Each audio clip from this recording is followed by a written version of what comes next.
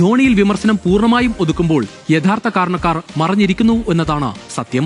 ഈ IPL-ൽ ധോണിയുടെ ബാറ്റിംഗ് പ്രകടനം നമുക്കൊന്ന് പരിശോധിക്കാം. ആദ്യ മത്സരത്തിൽ മുംബൈക്കെതിരെ 8-ാമനായി ഇറങ്ങിയ ധോണി റൺസ് എടുക്കാതെ ടീം ജയിക്കുമ്പോൾ മറുവശത്ത് കാഴ്ചക്കാരനായി ഉണ്ടായിരുന്നു.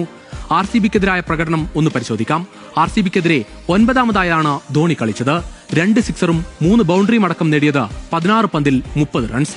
രാജസ്ഥാൻ റോയൽസ് എതിരാളികളായി എത്തിയപ്പോൾ 7-ാമനായാണ് ധോണി ഇറങ്ങിയത്. നേടിയത് 11 പന്തിൽ 16 റൺസ്. 1 സിക്സറും 1 ബൗണ്ടറിയും മഹേന്ദ്ര സിംഗ് ധോണിയുടെ ഇന്നിംഗ്സിൽ ഉണ്ടായിരുന്നു. ഡൽഹി ക്യാപിറ്റൽസ് എതിരാളികളായി എത്തിയപ്പോൾ 26 പന്തിൽ നേടിയത് 30 റൺസ്. അന്നും 1 ബൗണ്ടറിയും 1 സിക്സറും ധോണി നേടി. പക്ഷേ ധോണിയുടെ മെല്ലെപ്പൊക്കാണ് ടീമിന്റെ പരാജയത്തിലേക്ക് എത്തിച്ചത് എന്ന വിമർശനം ഉയർന്നു. പക്ഷേ മനസ്സിലാക്കേണ്ടത് അർദ്ധ സെഞ്ചുറി നേടിയെങ്കിൽ കൂടി വിജയ് ശങ്കറിന്റെ തുഴയലും ടീമിനെ തോൽവിയിൽ എത്തിച്ചു എന്ന യാഥാർത്ഥ്യം നമ്മൾ മറക്കരുത്.